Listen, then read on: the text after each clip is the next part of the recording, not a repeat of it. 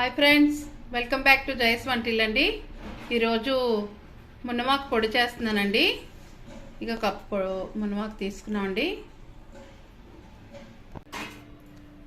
2 స్పూన్లు ధనియాలండి, 1 స్పూను జీలకర్ర, 1/2 స్పూను పసుపు అండి, 1 స్పూను శనగపప్పు, 2 స్పూన్లు కందిపప్పు, 2 స్పూన్లు మినపప్పు అండి, 1 స్పూన్నర సాల్ట్, కొద్దిగా చింతపండు, నిమ్మకాయ సైజ్ అంతా చింతపండు అండి, 10 ఎండుమిర్చి, కొద్ది వెల్లుల్లి అండి. ప్యాన్ పెట్టామండి. మనం పప్పులు వేయించుకుందామండి. ముందు మినపప్పు వేపుకున్నామండి, శనగపప్పు కూడా వేసుకుంటున్నామండి, కందిపప్పు కూడా వేసుకుంటున్నాం. వేగుతున్నాయండి, మనకి వేగిపోయండి, తీసుకుంటాం. జీలకర్ర వేసుకుంటున్నాం అండి. అది త్వరగా వేగిపోతుంది కదండి, అందుకే అదొకటే వేసుకుంటాం. అయిపోయిందండి. ధనియాలు వేసుకున్నామండి, కొద్దిగా మెంతులు వేస్తున్నామండి. ధనియాలు వేగిపోయండి, మనం వేసుకుంటున్నాం. ఎండుమిర్చి వేస్తున్నామండి. ఎండుమిరపకాయలు వేగిపోయండి, పక్క తీసుకున్నాం. మునమాకు వేపుతున్నామండి. అన్నీ డ్రైగానే వేపుకుంటున్నామండి.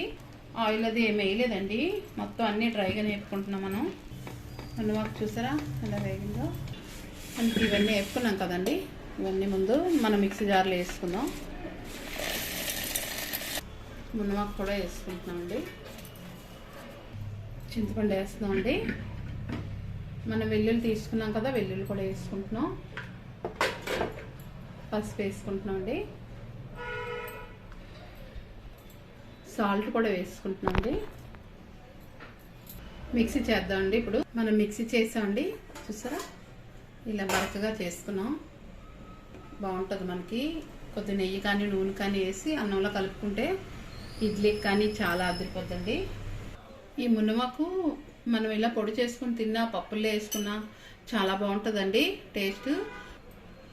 మునమాకు తినడం వల్ల హెల్త్ బెనిఫిట్స్ ఉంటాయండి, చాలా హెల్తీ. నచ్చితే కనుక ఎలా ఉందో కామెంట్స్ పెట్టండి. మన పొడి మునమాకు పొడి నచ్చితే లైక్ చేయండి, షేర్ చేయండి, సబ్స్క్రైబ్ చేయండి. ఎలా ఉందో కామెంట్స్ పెట్టండి. బాయ్ ఫ్రెండ్స్, నెక్స్ట్ వీడియో కలుద్దామండి.